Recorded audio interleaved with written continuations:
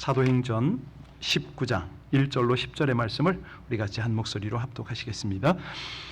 아볼로가 고린도에 있을 때에 바울이 윗지방으로 다녀 에베소에 와서 어떤 제자들을 만나 이르되 너희가 믿을 때에 성령을 받았느냐?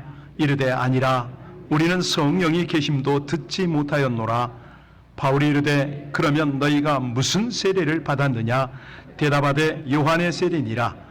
바울이 이르되 요한이 회개의 세례를 베풀며 백성에게 말하되 내 뒤에 오시는 이를 믿으라 하였으니 이는 곧 예수라 하거늘 그들이 듣고 주 예수의 이름으로 세례를 받으니 바울이 그들에게 안수하매 성령이 그들에게 임하심으로 방언도 하고 예언도 하니 모두 12사람쯤 되니라.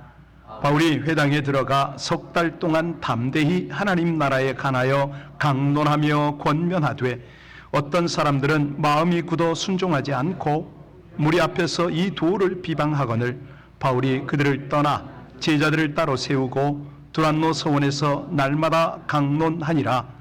2해 동안 이같이 하니 아시아에 사는 자는 유대인이나 헬라인이나 다 주의 말씀을 듣더라. 아멘. 하나님의 말씀입니다.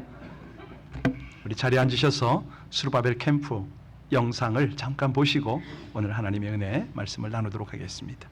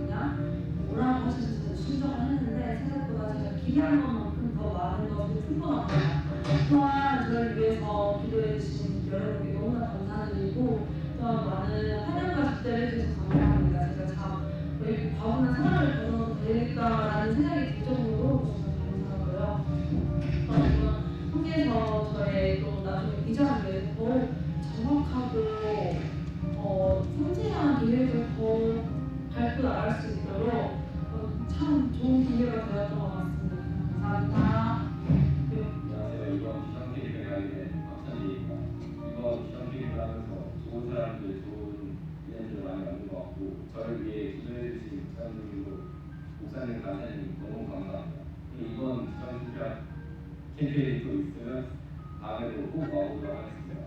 이 주간 캠프에 마련해주신 목사님들 이런 분들 후원 너무 감사하고 부모님들도 너무 감사합니다.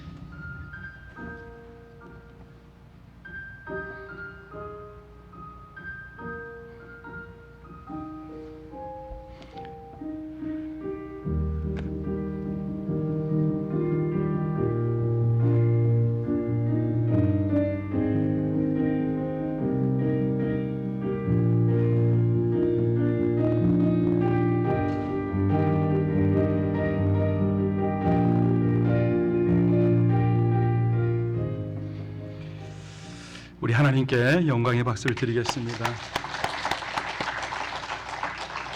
오늘 우리 가운데 함께 하시는 이 하나님께서 모든 교회, 특별히 저 북한 땅에 우리 지학교회에 함께 하셔서 운행하시고 은혜 주시기를 우리 다시 한번 기대하는 마음으로 하나님께 더 큰 박수로 영광을 올리겠습니다.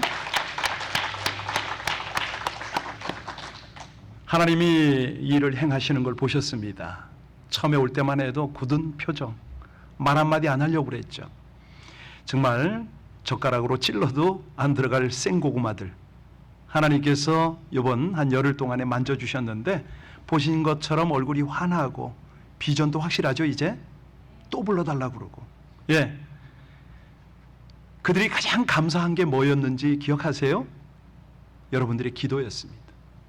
얼굴도 모르는 우리를 위하여 어떻게 기도해 주셨는가 안 믿었다고 그러잖아요.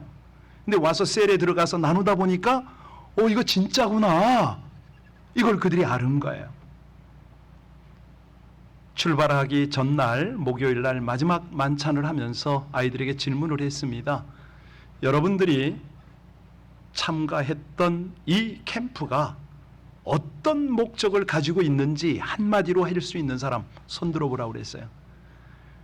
여러 사람이 손 드는데 남자아이 중에 막내에게 네가 말하라 그랬더니 하는 말, 예, 복음 통일을 위해서 다음 세대를 세우려고 한 겁니다 그러더라. 와, 너무 정확하게 분명하게 알고 말을 해줘서 얼마나 고마웠는지, 감동이 됐는지요. 여러분들의 헌신과 기도와 수고를 하나님이 받으셔서 아름다운 열매를 맺어주셨음을 믿으시기 바랍니다. 사실 이거는 사람이 행하는 게 아니죠. 성령님이 우리를 감동하시고 우리 모두의 마음을 주장하셔서 우리를 헌신하게 하셔서 이런 역사가 있었습니다. 오늘 본문이 바로 그 내용입니다. 사도 바울이요, 에베소에 온 거 아닙니까? 여기서 어떤 사람들을 만났어요. 그런데 예수님을 믿는다고 하는데 교회로 모였는데 보니까 뭔가가 신통찮아요. 이게 뭐지? 그래서 질문을 합니다. 너희가 믿을 때 성령을 받았는가? 다른 말로는 뭐냐면 성령의 감동하심을 따라 인도를 받고 하나님과 함께 동역하는가? 이걸 물은 거예요. 그랬더니 그들의 대답이 뭐였죠? 아니라 우리는 성령이 계심도 듣지 못하였다. 그래서 사도 바울이 오늘 사실은 이 본문을 가지고 이제 하나님의 통로로 쓰임을 받는데 어떤 내용을 점검하냐면, 예, 여러분들이 소위 말하는 물 세례, 정확하게는 침례입니다. 성령 세례, 성령 침례, 이 부분을 다루고 있어요. 자, 이제 본문 속으로 한번 들어가 봅니다. 1절과 2절을 다시 한번 읽겠습니다. 아볼로가 고린도에 있을 때 바울이 윗지방으로 다녀 에베소에 와서 어떤 제자들을 만나 이르되 너희가 믿을 때 성령을 받았느냐? 이르되 아니라 우리는 성령이 계심도 듣지 못하였다. 여기 어떤 제자라는 표현이 있죠. 네. 자, 또 성령이라는 이런 표현이 이제 앞으로 나와요. 계속 나오는데 중요한 거는 뭐냐면 이 질문이 우리에게 하는 질문이라는 거죠. 여러분, 예수 믿을 때 성령 받으셨습니까? 애매하지 않습니까? 벌써 이 부분을 확실하게 오늘 여러분들이 깨우치고 확실하게 누리고 가셔야 됩니다. 어떤 분들은 예수를 아는데, 알기는 아는데 자세히 모르십니다. 예수를 믿긴 믿는데 바른 믿음이 아닌 거예요. 성령께서 주시는 그 믿음을 갖지를 않았기 때문입니다. 여러분, 믿음 할 때 이거 애매하게 우리가 정리해서는 안 됩니다. 믿음이 뭐냐? 성경적 믿음을 아셔야 되고요. 특별히 하나님이 주시는 은사의 믿음을 우린 분명히 가져야 돼요. 무슨 소리냐? 여러분, 믿음이 은사인 거 아세요? 그렇습니다. 이 믿음도요, 하나님으로부터 오는 믿음이 있는 거예요. 이 진실한 믿음, 바른 믿음, 이거는 그냥 되는 거 아닙니다. 어떤 때 가능하다? 오늘 본문을 보니까 성령께서 역사하실 때 가능하다. 이 성령께서 역사하시는 믿음은 마음에서 우러나옵니다.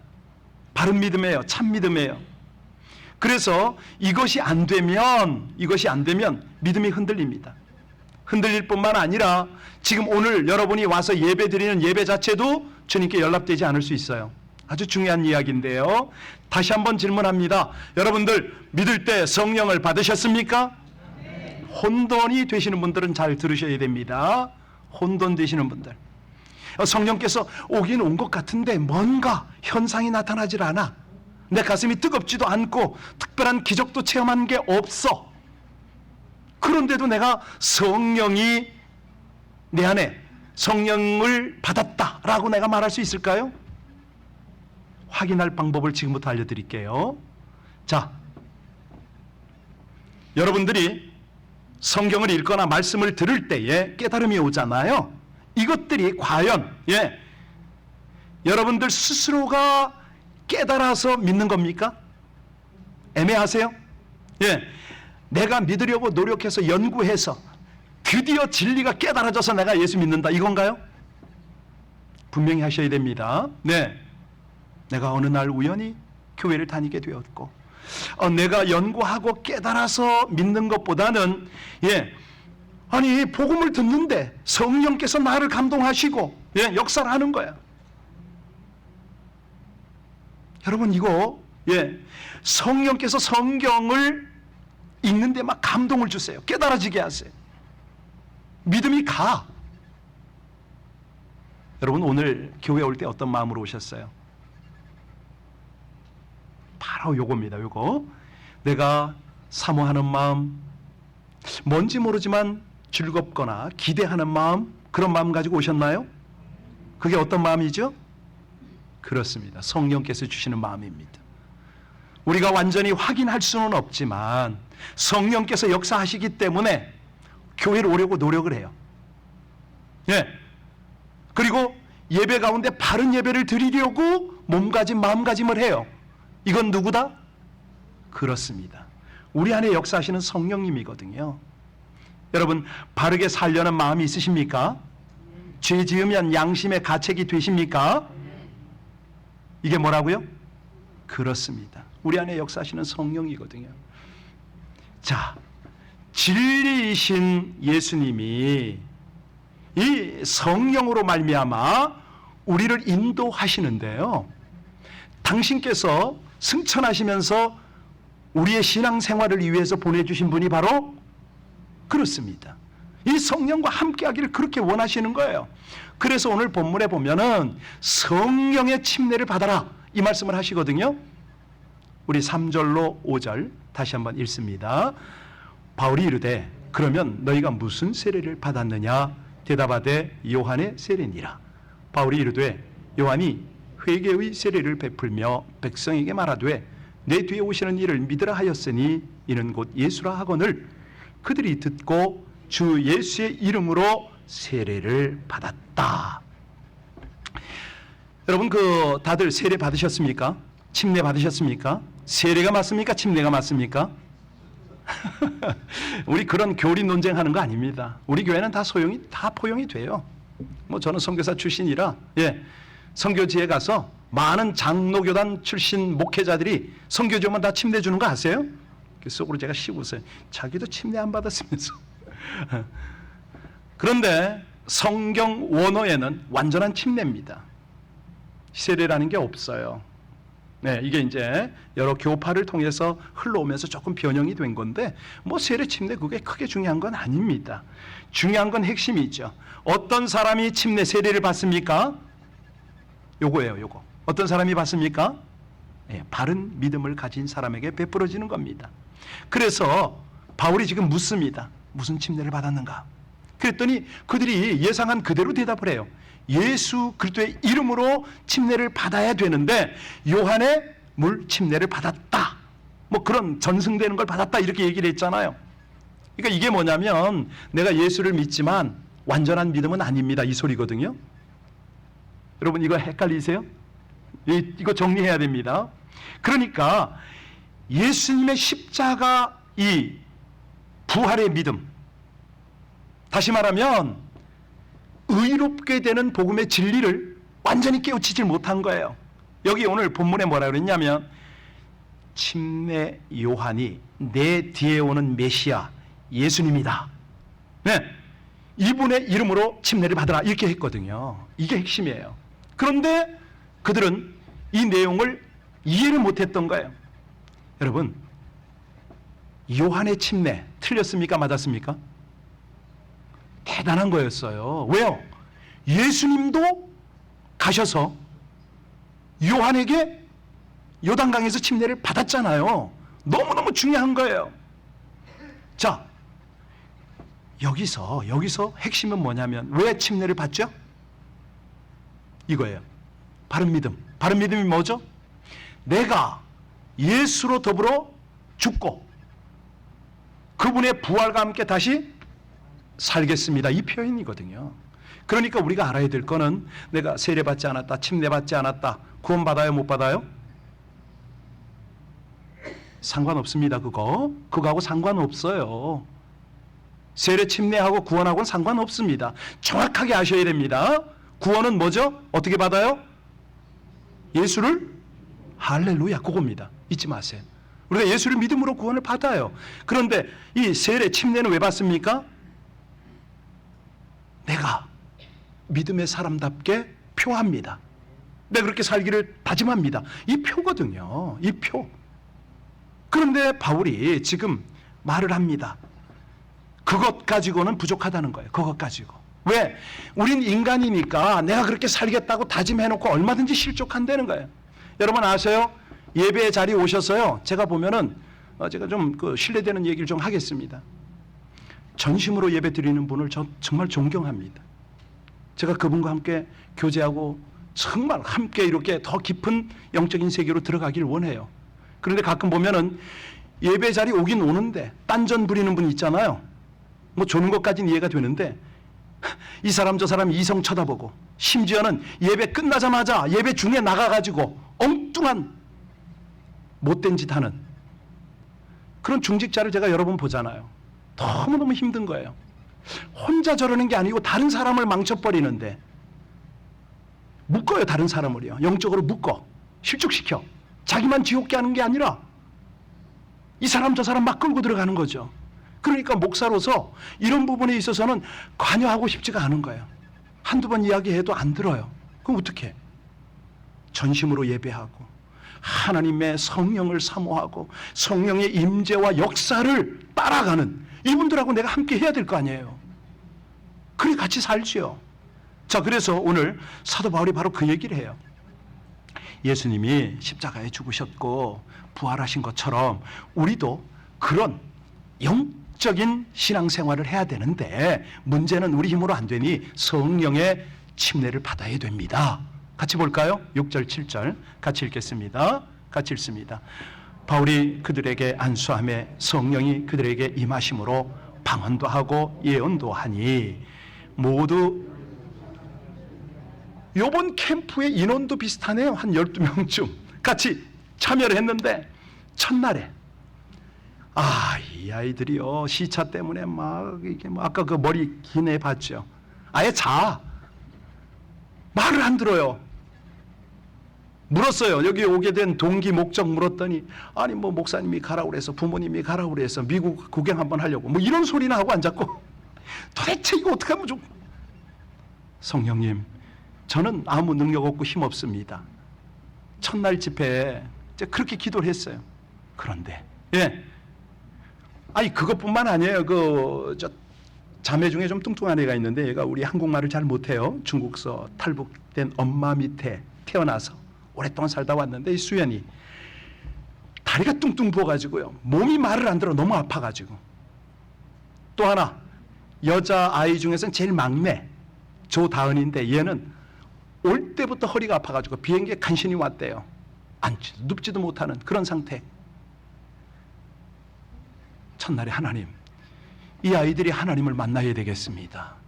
어떤 것보다도 성령의 역사를 허락해 주옵소서. 얼마나 간절히 기도했겠어요. 그런데요 어떤 역사가 일어났다고요? 얘들이 다 나아버린 거예요. 눈물로 이 아이들이 회개하고 통곡했더니 성령께서 임재하셔서 이 아이들을 만지시고 방언을 하게 하시고 난리가 난 거예요. 둘째 날에는요, 세족식 했거든요. 여기 섬겨주신 분 계신데, 아까 그 머리 긴 아이 또 오고 싶다는 천재, 걔 이름이 박천재예요. 얘가 함께 끌어안고 기도하다가 갑자기 환상이 열린 거야. 농장을 보고 거기에 비치는 밝은 빛을 보고, 얘 믿음이 없거든요. 별로. 너무 놀래가지고 이 아이가. 근데 기가 막힌 건 이 아이가 숙소로 들어가는데 함께 했던 한 사람이 농장과 빈 얘기를 한 거야.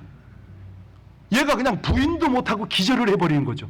어떻게 나만 본 걸 저 사람이 말하지? 지금 이렇게 된 거예요. 확인하려면 이 아이들이 소감문 써놓은 거 이따 드릴게요. 달라고 그러세요. 성령님이 임하시면 이렇게 능력으로 역사하세요. 복음의 진리를 바르게 알게 하시고 바른 믿음을 가지게 하시고 하나님의 비전을 꿈꾸고 그 신앙을 따라 살게 하시는 거예요. 그걸로 끝나는 게 아니죠. 믿음을 더 견고하게 하시고 일평생 변함없는 믿음으로 살게 하시는 거죠. 그래서 하나님은 성령의 은사를 체험하게 하세요. 그 중에 오늘 두 가지 은사를 다뤘는데 뭐였다고요? 하나는 방언, 또 하나는 예언. 그렇습니다. 여러분, 방언이 종류가 좀 있는데 다 아시나요? 크게는 두 가지로 나눕니다. 하나의 방언은 각 나라 언어로 직접 나오는 방언이 있어요.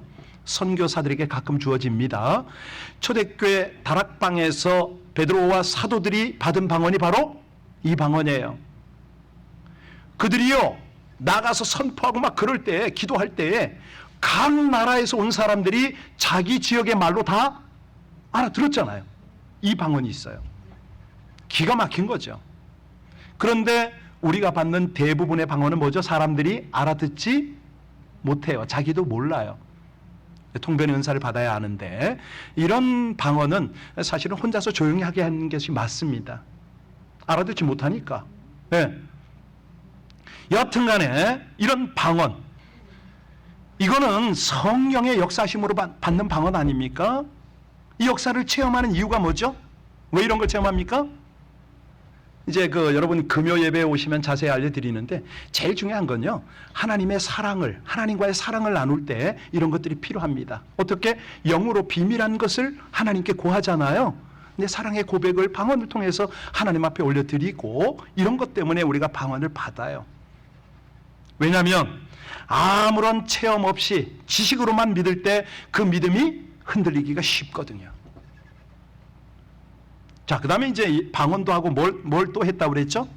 예언. 예언도 좀 정리하고 아셔야 됩니다. 여러분, 뭐가 예언입니까? 예수 믿는 사람조차 이거 착각하고 있어요. 흔히들 미래에 이루어질 일을 어떻게, 장래 어떻게 될지를 알려주는 것을 예언이라고 착각을 해요. 맞습니까? 아니에요. 이거 분명히 잘 아셔야 됩니다. 우리 하나님은 장래 일을 알게 하셨다, 모르게 하셨다? 그렇죠. 여러분 정말 바른 신앙이십니다. 내일 일을 몰라야 돼요. 그래야 깨어 있어요. 그래야 행복해요. 왜? 세상은 불행한 일이 너무 많아요. 그 불행을 알고 사는 것은 비극이죠. 내가 사고당할 것, 내가 죽을 것, 우리 가족 죽을 것, 이거 다 미리미리 그 날짜를 안다면 얼마나 이게 괴로울 거예요. 자, 그러면 성경에서 말하는 예언은 뭘 말하죠? 약속되어진 하나님의 말씀입니다. 잊지 마세요. 네, 아주 중요합니다. 하나님께서 우리의 미래에 관한 약속을 하셨는데 이것을 알게 하는 게 예언이라니까요. 이것을 알게 하는 거. 우리는 하나님의 약속의 말씀 성경을 가지고 있지 않습니까? 이 성경. 그래서요, 기도할 때에 막 감동 온답시고 잘 알지도 못하게 뭐 이런 것들을 어설프게 예언하기보다는 확실한 하나님의 말씀으로 함께 장래일을 나누는 것이 옳은 줄로 믿습니다. 자, 바울 사도가 그걸 증거해요. 그게 8절부터 10절까지입니다. 같이 읽겠습니다. 바울이 회당에 들어가 석 달 동안 담대히 하나님 나라에 관하여 강론하며 권면하되 어떤 사람들은 마음이 굳어 순종하지 않고 무리 앞에서 이 돌을 비방하거늘 바울이 그들을 떠나 제자들을 따로 세우고 두란노 서원에서 날마다 강론하니라. 2해 동안 이같이 하니 아시아에 사는 자는 유대인이나 헬라인이나 다. 8절에 돌아가 보시면요, 거기 보면 강론을 하는데, 권면하는데 9절에 보세요. 누가 믿었더라? 다 안 믿어요. 마음이 굳은 사람은 안 믿어요. 안 들어요. 오히려 비방했다고 그러잖아요. 그래서 사도 바울이 어떻게 합니까? 따로 세웁니다. 따로 세워요. 제자들을 따로 세워요. 그들을 대상으로 두란노 서원에서 2년 동안 날마다 강론했다. 영적 부익 부입니다. 영적으로 사모하는 사람에게는 더 많이 주세요. 여러분, 두란노 서원이 어디죠? 이게 무슨 말인가요? 3130 윌셔 1층에 두란노 서원이 있다. 근데 아셔야 돼요. 두란노 서원, 이게 무슨 뜻이죠? 서원 이름인가요? 아니에요. 사람 이름이에요. 물론 이 두란노가 이 서원의 주인인지 혹은 이 서원에서 가르친 사람인지 요거는 불분명해요. 중요한 건 뭐냐면 우리들의 두란노죠. 여러분들은 두란노가 있습니까? 어딘가요? 여러분만의 두란노. 하나님의 말씀을 늘 강론하고 공부하고 나눌 수 있는 그런 두란노. 내가 배울 수 있는 것, 내가 가르칠 수 있는 곳. 거기가 어디냐면 중요한 거는 말씀과 성령의 임재가 있는 곳인 줄로 믿습니다. 그러니까 우리 마음 안에 성령이 임하셔서 말씀으로 역사하실 때 그때 변화가 일어납니다. 능력이 나타나는 거죠. 지혜와 분별력과 모든 것들이 주어져요. 그러니까 오늘 주제가 뭐냐면 성령의 임재와 역사하심인데 이 핵심이 뭐냐면 의와 불의를 구별하는 거죠. 선과 악을 분별하는 겁니다. 더 정확하게는 하나님의 뜻과 마귀의 유혹을 아는 겁니다. 구원과 멸망을 분별하고 하나님 나라와 사단의 나라. 그러니까 지금 살지만 똑같이 우리가 살아가지만 영적인 감각이 있는 사람은요, 이 마귀의 역사를 알아요. 내 삶의 현장에 시시각각 다가오고 나를 넘어뜨리려고 하는 이 흑암의 역사를 알아요. 이게 분별이 된다니까요. 그래서 성령으로 역사함을 왜 사모하라고 말씀하시냐면 너희가 성령의 침례를 받았느냐? 이걸 왜 묻느냐면 진리를 붙잡고 그 길을 따라가도록 이거를 지금 권면하는 거거든요. 여러분, 성령을 위하여 심는 자는 성령으로부터 뭘 거두는지 아세요? 갈라디아서 말씀이에요. 영생을 거두리라 그랬어요. 영생이 뭐라고요? 죽어서 영원히 사는 거요? 그거는 초보라고 그랬잖아요. 진짜 영생은 여러분 속에 있는 영적인 생명이 날마다 활동하는 것인 줄로 믿으시기 바랍니다. 누구와 함께? 성령과 함께. 성령과 교통하는 거예요. 하나님, 제가 지금 이 길 가는 거 맞아요? 하나님, 제가 너무 힘들어요. 어떻게 하실래요? 계속 하나님하고 교통하는 영적인 생명. 성령을 인정하는 사람에게 주어지는 거죠. 중요한 거는 사람이 물과 성령으로 거듭나지 아니하면 하나님 나라에 들어갈 수 없느니라 말씀하셨잖아요. 여러분, 하나님 나라가 뭐예요? 뭐? 이것도 헷갈리면 안 돼요. 속으로 따라하세요. 하나님 나라란 내가 하나님의 통치를 받는 것을 말합니다. 지금 여러분이 우리가 영적으로 하나님 안에서 그분과 함께 살아가는 게 하나님 나라인 거죠. 이게 그냥 되냐고요? 안 된다니까. 어떻게 돼요? 성령으로. 성령이 나를 붙들고 깨우치고 나를 이끌어갈 때 시시각각 세상은 나를 넘어뜨리려고 하고 내 육신의 생각은 모든 죄악으로 나를 끌어가지만 성령께서는 어떻게 해요? 하나님과 함께 하도록 계속 나를 주장하는 거예요. 그래서 로마서 8장 12절에 보면 너희가 육신대로 살면 반드시 어떻게 돼요? 죽는다고 말씀합니다. 그런데 성령으로 몸의 행실을 죽이면 어떻게 된다고요? 살리라. 이게 뭐예요? 무슨 말이에요? 이 도대체? 아니 살아있는데 죽는다 그러고 살아있는데 죽었는데 산답니다. 이게 무슨 말이냐고요. 이해하세요? 그러니까 육신대로 살면 내 뜻, 내 생각, 내 힘으로 살면 어떻게 돼요? 반드시 죽습니다. 죽어요. 영적인 활동이 전혀 없어요. 죄만 짓습니다.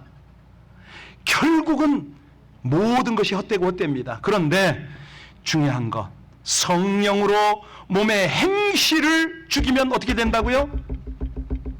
어떻게 살아요? 성령으로 산다는 거예요. 여러분, 그런 은혜가 항상 함께 하시기를 축원합니다. 솔직히 우리 한번 나눌까요? 우리 속에 아무리 목사니라 할아버지라도 끝없는 욕심 있는 것을 부인할 수 없습니다. 이 끝없는 욕심 무엇으로 제어하고 조절할 수 있습니까? 할렐루야, 할렐루야. 죽이고 싶도록 미운 사람이 있어요. 이 사람, 이 마음 어떻게 제지할 수 있어요? 알기는 잘하시네. 욕심, 분노, 미움, 죄성, 이거를 절제할 수 있는 것이 뭐다? 너무 잘하세요. 예. 무엇보다 성령의 임재와 역사는 그리스도의 증인이 되게 합니다. 오직 성령이 너희에게 임하시면 너희가 뭘 받고? 온 예루살렘과 온 유대와 사마리아와 땅끝까지 이르러. 어떻게 그게 가능하다고요? 성령의, 그렇지요. 이제 여기서 핵심을 말씀드립니다. 그렇다면 성령은 어떤 경로로 임재하시고 역사하시느냐 적으세요. 이게 오늘 핵심이죠.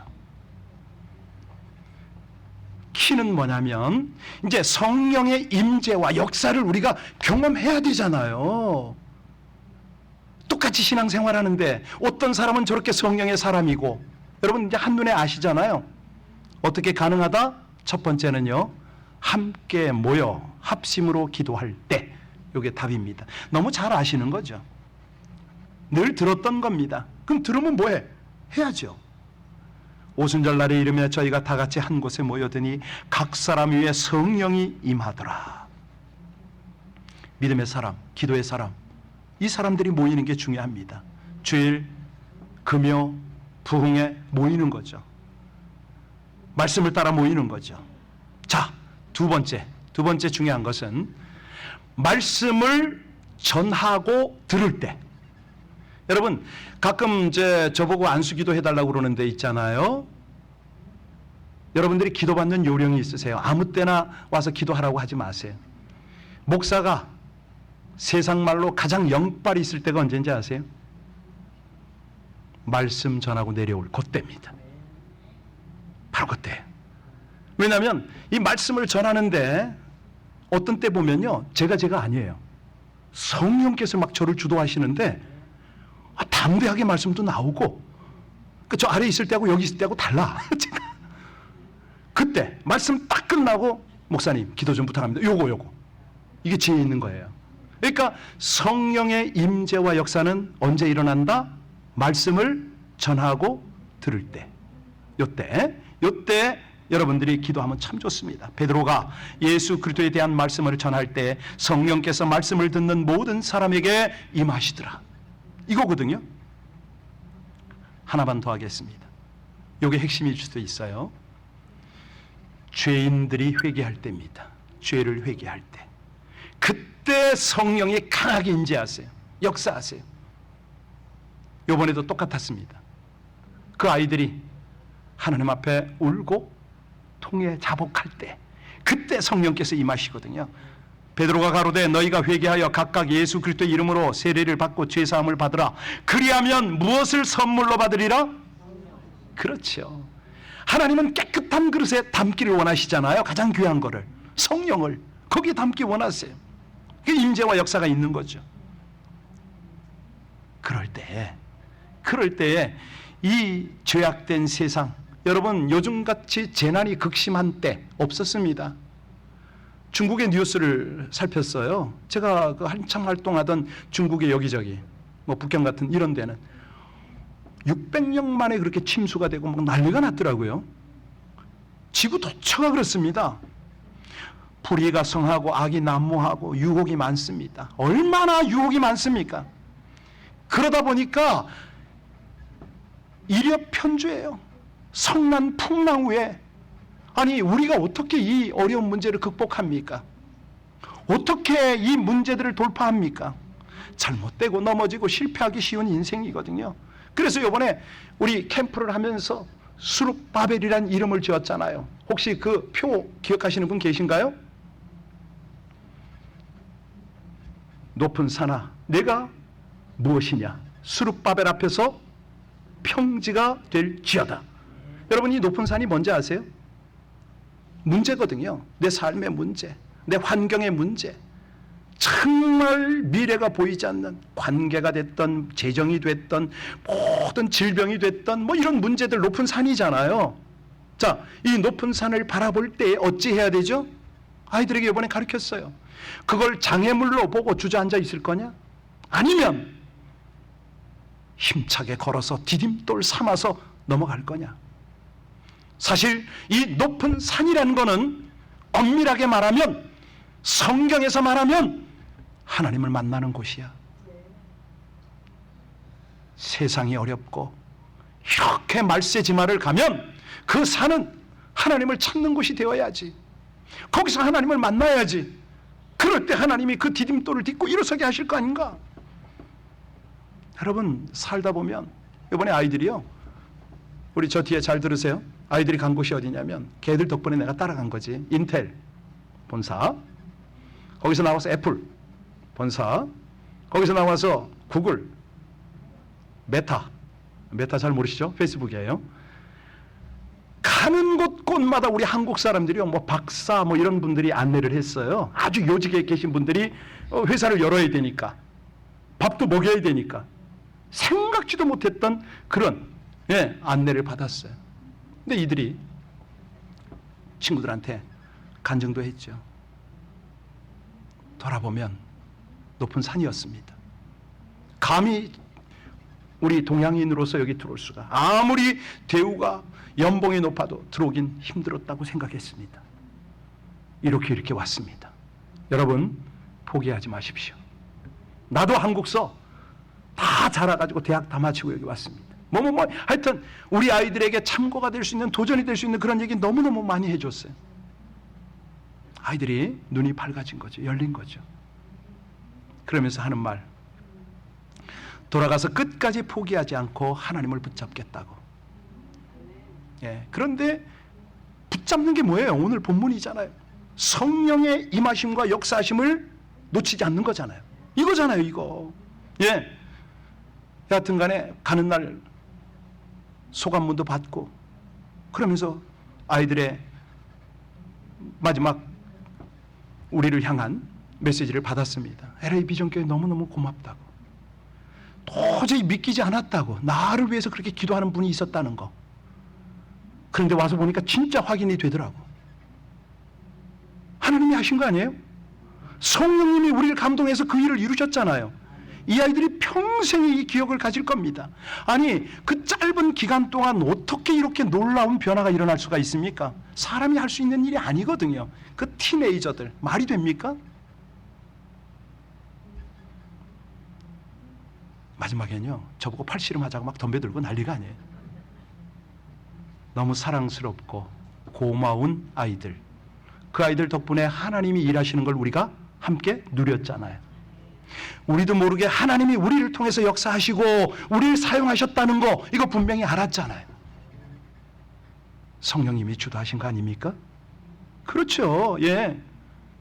여러분들 너무 수고하셨어요. 귀한 열매 하나님께서 맺게 하셨습니다. 자꾸 칭찬하면 우리 주님 주실 상급이 없을까 봐 여기까지만 하도록 할게요. 우리는 성령님을 마음에 영접하고 모시는 사람들입니다. 이 성령님이 항상 기뻐하시도록, 아시죠? 근심하지 않도록 해주세요. 성령님이 이끄셨을 때 민감하게 반응하시고, 아니 성령님이 안 느껴질 때는 더 사모하고 구하고, 내 안에 죄가 있진 않는가 회개해서 그분과 함께 늘 긴밀하게 친밀하게 소통하고 동행하고 감동을 주시면 창피는 내가 당하고 영광은 하나님이 받아야지 이 마음 가지고 안수하고 기도하고 헌신하고 그럴 때 우리 하나님의 영광이 여러분들을 통해서 충만하게 나타날 줄로 믿습니다. 기도하시겠습니다.